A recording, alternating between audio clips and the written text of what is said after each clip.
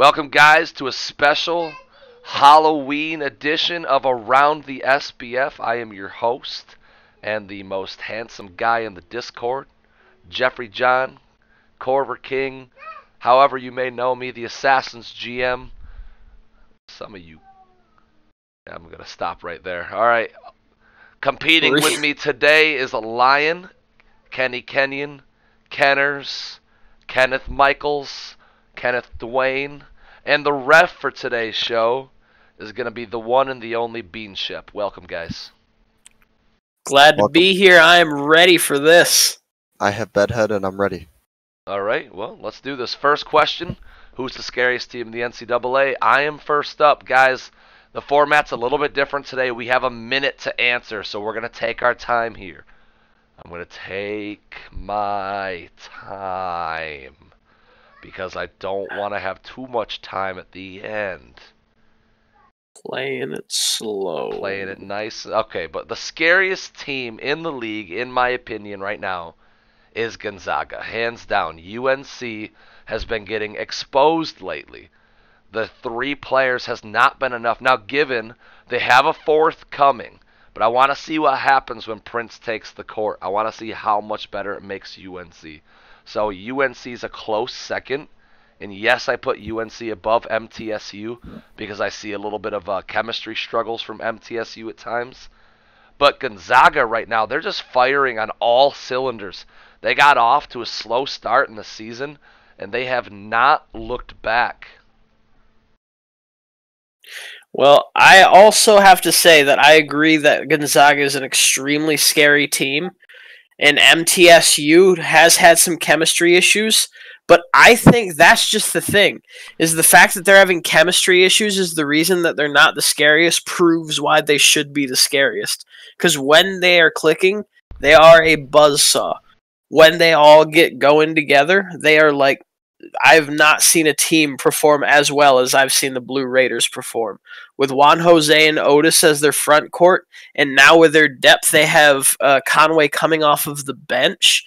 They have no AI players to worry about. They have depth, so they can effectively have a game plan where they have good matchups down low, and I think that's what makes them scariest going into the tournament at the very least. But my argument is how late into the season do we allow them to have bad chemistry? We're almost halfway through. I think I'd have to agree with Jeff on this one. Gonzaga, they did, yeah. You can give your little point, Bean. Just make it quick. Well, as you said, Gonzaga. Never mind. Just. All right. So now flip it around. Who's the scariest pro team? All right. So there are a lot of scary pro teams, but the Chupacabras they lost a couple this week. The Dragons lost a couple this week. They had a bad week. Right now, I'm gonna have to lean towards the Bobcats because Kyrie Allen is playing on a different planet. Every live game that we've showed so far with Kyrie Allen, he has sent a different player into the Shadow Realm. And I don't think that the Bobcats have unlocked or untapped or tapped into Josh Allen's potential yet. When Josh Allen gets going as a scorer, the Bobcats are going to hit a different level that we've never seen before. And I think these guys are the clear-cut favorites and the front runners right now. They have a lot of depth. The pieces that they picked up in the offseason, they're all playing well together. And like I said, when I look at the best teams, I always go with who has the best player, and there's nobody better than Kyrie Allen right now. I have to go with the Chupacabras. They have been phenomenal all season, and they have been in a little bit of a slump lately, but I just take a look at that front court that they have with Hanson, Falls, Cleveland. Jatavius Cleveland. And I don't see them staying this slump for very long. We saw how hot of a start that they got off to, and I'm going to be shocked if they don't finish the season just as hot as they started. I'm still most scared of the Chupacabras as the best SBF team. I agree with that. The Chupacabras lately, I disagree, but I agree with your points. They have not been shooting as well. This team was a terrible shooting team last season. This season so far, they've emerged as one of the better shooting teams out there. and they've slowed down the last couple of games, and that's a big reason for their slump. I'd have to agree with Kenny on this one. I think the Chupacabras are better when not played. And, I mean, they're the Chupacabras, so clearly they're scary. Can Yep, the Hornets very shake scary. off the ghost of the Guardians' past? The Rip City Guardians has been a franchise that struggled from the beginning. They had a franchise player in Dion Hill, but they could never make anything happen. I mean, they were just kind of forgotten about. They ran through GMs. That's why we're talking about the ghosts of their past. I think so. GM Carter, he is on another level with game planning. This guy is so precise with his decision making. Every little move matters. This guy is reading all the X's and O's. He's doing everything right, and I cannot wait to see what he does during an off season when he has a chance to compare players, put his squad together. Right now, he's already making an impact, and it's with a team that he didn't put together. So give him a full off season to evaluate everything and draft and trade. And I mean, this guy so far has been an absolute monster, and they're building around Dion Hill. That's a good start. Listen, I have all the confidence in the world as Carter as a GM, but I gotta say, in the SBF, curses are real. It's an actual thing, and you have to completely get away from the former Guardians, in my opinion. As much as I actually kind of like this team, as much of a fan as I am of like Shipley and Graves, I have to say, if you don't get rid of everything that was the Guardians, it's going to keep following you. There are curses in the SBF, Yeah, and I but- think that the Guardians one could be one that follows you unless you have a clean slate. The Talon's clean slated, and their curse is still there. Exactly. That's why it's going to be hard, even with a clean slate. That's I mean, that's a point. That's more proof that the curse is real. Clean slate, nothing changed. Talon's curse. I'm not gonna lie to you. I'm gonna have to go with Kenny on this one. I know it's not my screen, but curses are real. The bean curse is real. Yeah, the curse is real, but Ask- his answer to figuring out the curse was wrong. He clean slated, and the curse is still there.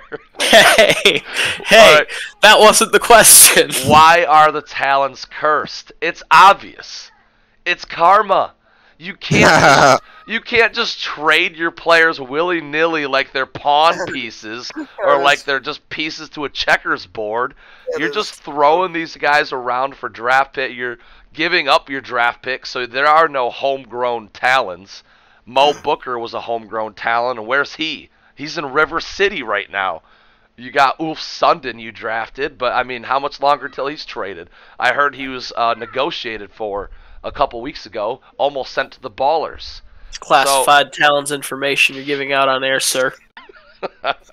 I mean, it's just karma. That's why the Talons are cursed. You're being cursed because of how poorly you've treated your players, how poorly you've treated your staff, how poorly you've treated your draft picks. I mean, I could go on and on and on. And I mean, you guys think Jeffrey John's going to be the answer, but I'm not the answer. I don't want to be here. Well, I am here to tell you you are 100% wrong. The reason that I have the reputation for trading away draft picks is because originally I tried to build my team around Travis Price, and I traded away everything to give him Champ Hansen and other players to build around him, and he did terrible. Eventually, I gave in to pressure and traded him away, and he won an MVP and went to finals games. That's the most karma I could get. All I did was try to help Travis. You're not and answering he went why and are you destroyed them. cursed? And that's what I'm getting to. I'm cursed because I care too much about my players. I spent Okay. too long trying to build around Ulf Sundin and around Mo Booker, around One Travis season? Price. Yeah, a whole season where everyone was like, why aren't you blowing it up? And I said, because I believe in this team. Bean. Obviously, it has to go to Jeffrey John. That's that. You're cursed because you're too good. Find the flaw in my logic. What is haunting the Stingrays? Don't use their site, Bean. Well, I mean, we know who's going to get the point here. It's whoever doesn't say Bean. I mean, Can we both not get a point? Because I mean, What is haunting the Stingrays? The Stingrays were in the finals 2 seasons ago. They were really, really good last season. They were good the inaugural season, and now out of nowhere they're terrible at 10 and 11. I mean, they did trade away Bryce Dyson like he was nothing. He got off to a slow start to the season. They just traded away their superstar. During the offseason, the Stingrays completely rebuilt. They dropped everybody and re-signed everybody, like re-signed all new players. So I think it's the GM's decision-making that is haunting the Stingrays right now. You gambled. You tried to put together a new team, but you already had something that was working. All you had to do was oil the wheels a little bit, and you would have been fine. But instead, they set the whole thing on fire. Oh, well, Kenny, you don't get to talk. Well, my short answer is Bean. Bean decision, hurry. Can we pause? I don't know. Bean decision. Kenny. Yes. How Damn dare it. you. Why is MSU ranked? Kenny, you and I go back and forth on these ones. Why is MSU ranked higher than Georgia? MSU's ranked higher than Georgia because of recent history. Georgia was really good at the beginning of the season. They've sucked ever since about the quarter point. MSU's on a tear right now, and they have a much harder schedule. That is why MSU is ranked higher in the power top 10 than Georgia is. You can't just look at record. You have to look at strength of schedule. Kenny, was the Cayman beating the Dragons a fluke? Was the Cayman beating the Dragons a fluke? Absolutely. These Vegas Dragons are very close to being either the top team or one of the top teams in the SBF with a little bit more chemistry in an off season. And I think that they've only been getting better, except for Kenneth Michael. He's been getting terrible. That is true. He is falling apart. Is the Bean curse real? Yes, the Bean curse is real. Look what happened in Michigan. We had a talented roster, Jay Blinko, Jeffrey John, Puggleson, and we sucked. What's happening in Magic City? They were great last season. They were in the finals 2 years ago, and now they suck. The Bean curse is real. The only thing worse than the Bean curse right now is the Talons curse. I came up with this by myself, but it might be a good idea to put Bean on the Talons. Does Kiere Prince have enough time to make the All-Star game? Kiere Prince, I don't know if it's a matter of time. I think it's a matter of impact. A lot of this goes by recent history. That's where you see people shoot up and down the polls for the All-Star game, and I think he does have a shot, but he has got to make an impact if he wants to do it. Definitely. He's going to have to jump right in stride and do something. Who Prove wins he's the up there. 1v1 tournament? Dang, that's a tough question. Who wins the whole thing? Well, I don't think it's going to be a guard. I'm leaning more towards a 3 or a 4 to win it. I'm honestly going to pull a dark horse vote here, and I'm going to say Cayman Cider. Because of his speed, he'll be able to keep up with the guards. Yeah. But because of his size, he'll be able to slow down the big men. I could be terribly wrong. I wouldn't be surprised to see a Josh Robinson win it.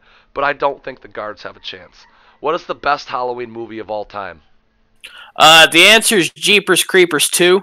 Scariest movie. And amazing monster effects without using CGI. A lot of people don't like a lot of these new horror movies because they use so much CGI, but a lot of their close-up scenes where you actually get to see the Jeepers Creepers monster is done with puppet effects, and they have actual good acting alongside of it where it's like actual terror when they're on the bus and everything. Just a phenomenal movie. Bean, who won the hot takes, the quick decisions there? Kenny. All right, well, Kenny wins the show by a landslide margin of 4-2. Woo! Let's see, we have the floor. Yeah, we got the winner's floor coming up line. Get ready. We will time you, and there you go. You have the floor. All right. Now we're here to talk about one of my biggest failures as a GM, the Talons, and the shooting team that I tried to build. I literally went and I tried to build all shooters. This year I tried to build a team with a chip on their shoulder and got people who felt abandoned, and nothing is working. What are we going to do to fix it next week or next year? Stay tuned. The Talons are going to keep you updated. All right, guys. Hopefully you enjoyed the show. Let us know how it went. Thank you guys for tuning in. Hit that like button. Drop a comment so you get your points. Catch you all in the next video.